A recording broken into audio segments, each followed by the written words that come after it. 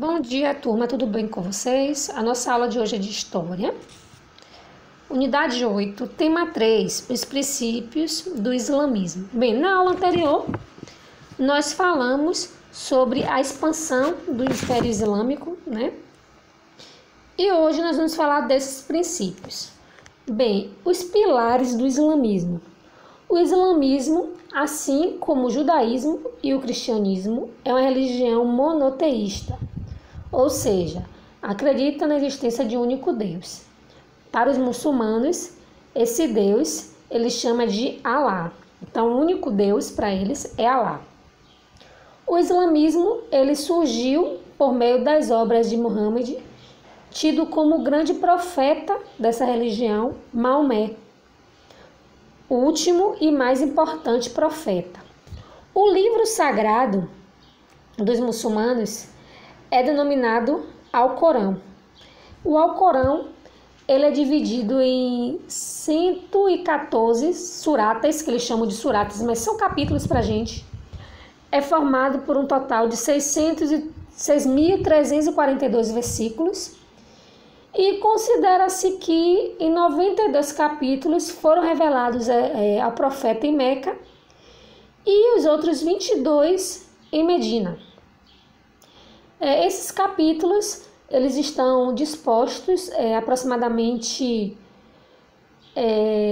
de conformidade com seu tamanho e não de conformidade com a ordem cronológica da revelação. Os capítulos revelados em Meca, eles constituem sentenças menores, curtas, são trechos menores, cheios de entusiasmo, muitos poemas. Eles relatam um Deus todo misericordioso. Eles denunciam a adoração de ídolos e promete a recompensa aos justos e adverte os pecadores sobre a punição de que virão para o inferno se eles não cumprirem as leis.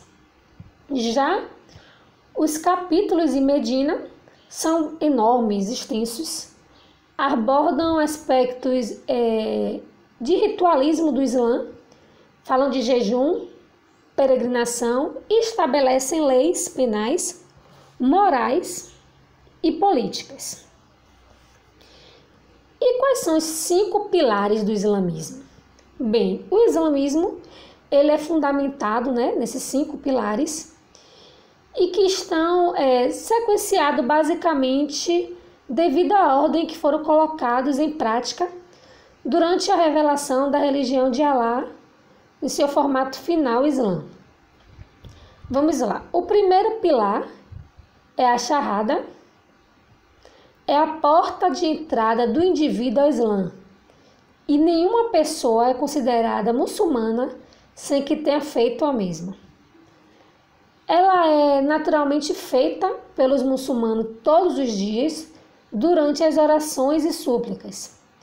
Ela consiste em dizer: não há divindade além de Alá e Muhammad é mensagem de Alá.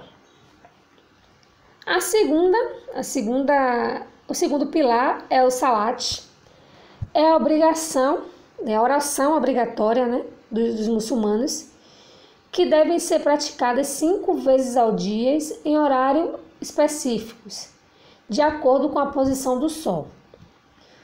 Durante o Salat, que é essa oração obrigatória, o muçulmano ele recita o Alcorão, que é o livro sagrado, e faz súplicas prescritas pelo profeta Muhammad, de acordo com o que foi revelado por Deus a ele.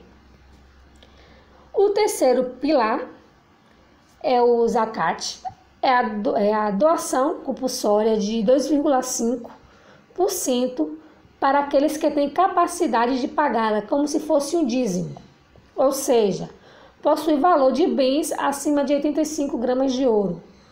Esse valor ele é pago sobre a parte que excede esse 85 gramas de ouro e geralmente é pago para instituições que fazem distribuições de valores entre os pobres e necessitados. O outro pilar é o Ramadã, é o jejum no mês do Ramadã. Durante todo o mês lunar de Ramadã, deve ser praticado por todo muçulmano com capacidade que possa jejuar, iniciando o jejum antes do sol nascer e encerrando após o sol se pôr. E o último pilar é a peregrinação, a viagem a Meca, o que chama Hajj. Deve ser feito pelo menos uma vez na vida pelos muçulmanos, com condições para fazer essa viagem. Nessa peregrinação, vários rituais são praticados, de acordo com a tradição abrâmica de peregrinação, tendo esse pilar sendo iniciado com o profeta Abraão em suas visitas a Meca. E agora nós vamos falar sobre as festividades religiosas. Dentre as festividades religiosas, destaca-se a celebração do fim do jejum do Ramadã. Os muçulmanos se abstêm a comer e a beber, desde antes do sol nascer até o sol se pôr. E passado o mês de jejum e privações, chega o dia da peregrinação, que seria o fim do jejum, que acontece no primeiro dia do Sarrão, que para eles é o 10º mês do calendário islâmico. É a maior festa da comunidade muçulmana e é cercada de uma mística espiritual profunda e um sentimento social importante. A outra festa é a festa do sacrifício, que celebra o fim da peregrinação a Meca. É considerada a festa mais tradicional da cultura muçulmana. E essa festa, ela é realizada após os 70 dias do Ramadã. Então, troca-se presentes e um animal ele é sacrificado numa aldeia de nome Mina, que fica localizada próximo de Meca. Depois, os familiares eles acabam dividindo essa carne desse animal entre si e eles acabam distribuindo também para alguns pobres. E só tem uma regra nessa festa, que o animal sacrificado tem que ser macho, saudável e que esteja na idade adulta. E nessa festa também pode participar os fiéis que não estão peregrinando. E agora a gente vai falar um pouquinho sobre a mulher muçulmana. A Arábia pré-islâmica, a tradição islâmica, ou Arábia islâmica, era comum a submissão da mulher aos homens da família e os casamentos arranjados. Porém, a tradição islâmica, Maomé ele condenou essas práticas e afirmou a igualdade entre homem e mulher perante Alá e recomendou que as mulheres fossem tratadas com dignidade. E algumas passagens do Alcorão falam sobre o direito das mulheres, direitos à prosperidade, à herança, a divórcio, à educação, e recomenda-se também o uso do hijab, que são aqueles véus, como tem na imagem do lado direito, que as mulheres muçulmanas utilizam. Bem, a comunidade islâmica ela não é homogênea e existem diferentes interpretações do Alcorão, influenciadas pelos costumes ancestrais e tribais dos povos que adotam o Islã. Por isso existem diferenças substanciais entre os países islâmicos.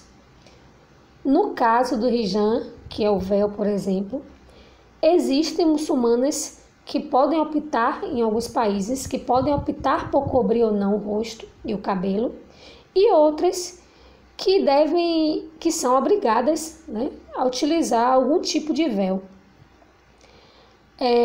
Outro aspecto importante no islamismo é com relação à questão da poligamia.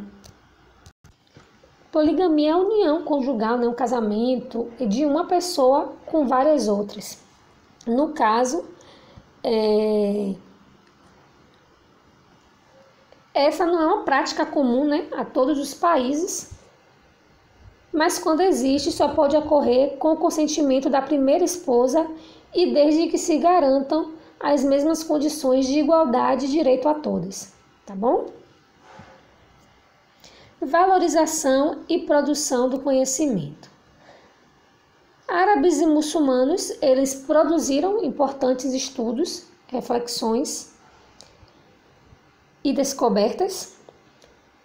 Ao expandir as atividades comerciais, eles conheceram as inovações como a bússola e o astrolábio, como eu já foi falado no tema 2 na aula anterior.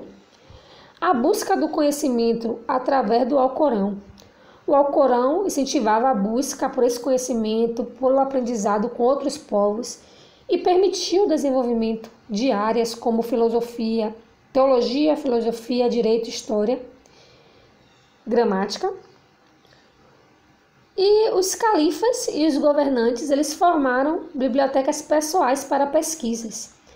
As escolas, elas eram frequentadas não só para se aprender o Alcorão, mas também para possibilitar a expansão dos saberes. Então, as bibliotecas, elas guardavam livros produzidos por pensadores da comunidade islâmica e também traduções de textos clássicos romanos, persas, gregos, dentre outros. E aí a gente tem uma imagem miniatura árabe que mostra a antiga biblioteca de Bassa, no Iraque, no século XIII. Quais foram as contribuições que eles deixaram para a ciência? Bem, a civilização islâmica incentivou o desenvolvimento das ciências, valorizando a leitura e o conhecimento em vários campos, como astronomia, matemática, medicina, literatura, botânica, zoologia, física. Também falei isso no tema 2. Na matemática, os algarismos indo-arábicos, a álgebra, a trigonometria e o uso das letras. Eles aprimoraram sabão, a farmácia e a anestesia. O Alcorão, o livro sagrado, ele valoriza a ciência e traz a medicina quase como algo sagrado. Então, a medicina, eles criaram o conceito de hospital. E muitas dessas contribuições da civilização islâmica são usadas por eles e por nós até o dia de hoje, como a gente vê aí a matemática, a física, a astronomia. Espero que tenha entendido a aula. Qualquer dúvida, fala comigo no chat da plataforma Uno. Bom estudo e até a próxima aula. Tchau, tchau.